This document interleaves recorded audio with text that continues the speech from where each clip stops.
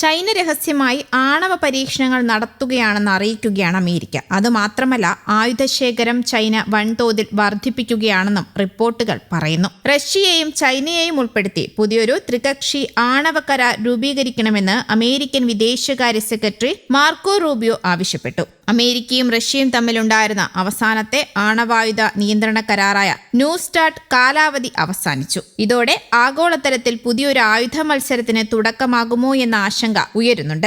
അതേസമയം ഈ ഘട്ടത്തിൽ നിരായുധീകരണ ചർച്ചകളിൽ പങ്കുചേരാൻ പദ്ധതി ഇടുന്നില്ല എന്നാണ് ചൈന ആവർത്തിക്കുന്നത്. ബ്രിട്ടൻ, ഫ്രാൻസ് തുടങ്ങിയ മറ്റ് ആണവായുധ രാജ്യങ്ങളെയും ചർച്ചകളിൽ ഉൾപ്പെടുത്തണമെന്ന് റഷ്യ നിർദ്ദേശിച്ചു. ആണവായുധ നിയന്ത്രണം എന്നത് ഇനി അമേരിക്കയും റഷ്യയും തമ്മിലുള്ള ഒരു ഉഭയകക്ഷി വിഷയം മാത്രമായി തുടരാനാവില്ല എന്ന് US state secretary Marco Rubio വ്യക്തമാക്കി. സ്ഥിരത ഉറപ്പാക്കാൻ മറ്റു രാജ്യങ്ങൾക്കും ഉത്തരവാദിത്തമുണ്ടെന്നും ചൈനയ്ക്ക് അതിൽ വലിയ പങ്കുണ്ടെന്നും അദ്ദേഹം കൂട്ടിച്ചേർത്തു. 2020 ഗൽവാനിലെ ഇന്ത്യയും ചൈനയും തമ്മിലുണ്ടായ ഏറ്റുമുട്ടലിന് പിന്നാലെ ചൈന ആണവ പരീക്ഷണ സ്ഫോടനം നടത്തിയതായാണ് പുതിയ റിപ്പോർട്ടുകളും പുറത്തുവരുന്നത്. US under secretary of state ആയ തോമസ് ജി ഡിനാനോ ആണ് ഈ വെളിപ്പെടുത്തൽ നടത്തിയത്. ഗൽവാൻ ഏറ്റുമുട്ടലിന് പിന്നാലെ ഒരാഴ്ച കഴിഞ്ഞായിരുന്നു ചൈനയുടെ ആണവ പരീക്ഷണം. ഇത് അന്താരാഷ്ട്ര ഉടമ്പടികളുടെ ലംഘനമാണെന്നും ആരോപണമുണ്ട്. നൂറുകണക്കിന് ടൺ വരുന്ന ആണവ സ്ഫോടകാത്മക പരീക്ഷണങ്ങൾ ഉൾപ്പെടെ ചൈന നടത്തിയിട്ടുണ്ടെന്നും തോമസ് ജി ഡിനാനോ പറയുന്നു. ഭൂകമ്പ നിരീക്ഷണത്തിന്റെ ഫലപ്രാപ്തി പരീക്ഷിക്കുന്നതിന്റെ ഭാഗമായാണ് ചൈന രഹസ്യ ആണവ സ്ഫോടന പരീക്ഷണങ്ങൾ നടത്തിയതെന്നും റിപ്പോർട്ടിലുണ്ട്. ഇന്ത്യൻ അതിർത്തിയോട് ചേർന്നുള്ള സിൻജിയാങ് മേഖലയിലെ ലോപ്നൂർ ആണവ കേന്ദ്രത്തിലാകാം പരീക്ഷണം നടത്തിയത് എന്നാണ് US അനുമാനം. 2020 മെയ് 5 പാങ്കോങ് തടാക തീരത്ത് ചൈനീസ് സേന കടന്നുകയറിയതോടെയാണ് സംഘർഷം തുടങ്ങിയത്.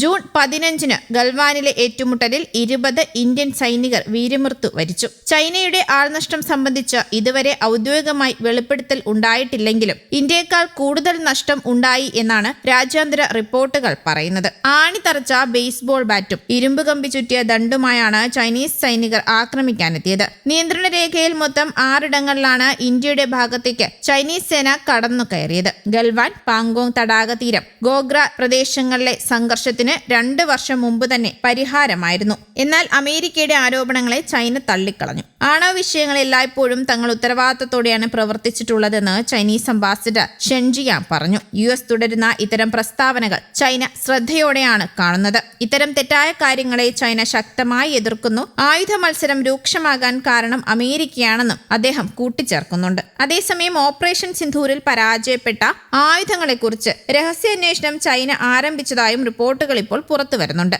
ലാഹോറിൽ നിന്ന് പഞ്ചാബിലേക്ക് തൊടുത്തുവിട്ട PL-15E മിസൈലുകളുടെ അവശിഷ്ടങ്ങൾ കണ്ടെത്തിയതോടെയാണ് ഓപ്പറേഷൻ സിന്ധൂരിനിടെ പാകിസ്ഥാൻ ഇന്ത്യക്കെതിരെ ഉപയോഗിച്ച ചൈനീസ് മിസൈലുകളെക്കുറിച്ചുള്ള സത്യം വെളിപ്പെട്ടത്. ഈ മിസൈലുകൾ തങ്ങളുടെ ഏറ്റവും അപകടകരമായ എയർ ടു എയർ മിസൈലുകളാണെന്നാണ് ചൈന അവകാശപ്പെട്ടിരുന്നത്. പക്ഷേ ഓപ്പറേഷൻ സിന്ധൂറിനിടെ പാകിസ്ഥാൻ അവ വിക്ഷേപിച്ചെങ്കിലും അവ പൊട്ടിത്തെറിച്ചില്ല. ഈ അവശിഷ്ടങ്ങളുടെ കണ്ടെത്തൽ പ്രതിരോധ വിപണിയെ ബാധിക്കുമെന്നും തങ്ങളുടെ മിസൈലുകൾ വാങ്ങുന്നവർ പോലും പിൻവാങ്ങുമെന്നും ചൈനയ്ക്ക് ആശങ്കയുണ്ട്. ഇതേ തുടർന്ന് മിസൈലുകളെക്കുറിച്ച് സൈലന്റ് അന്വേഷണം ആരംഭിച്ചിരിക്കുകയാണ് രാജ്യം. പ്രോക്സിമിറ്റി ഫ്യൂസിലെയും സെൽഫ് ഡിസ്ട്രക്റ്റഡ് മെക്കാനിസത്തിലെയും തകരാറുകൾ കാരണമാണ് ഈ മിസൈലുകൾ ലക്ഷ്യത്തിലെത്താൻ പരാജയപ്പെട്ടതെന്നും സൈനിക വൃത്തങ്ങൾ തന്നെ വ്യക്തമാക്കിയിട്ടുണ്ട്. News desk, Kerala Kaumudi.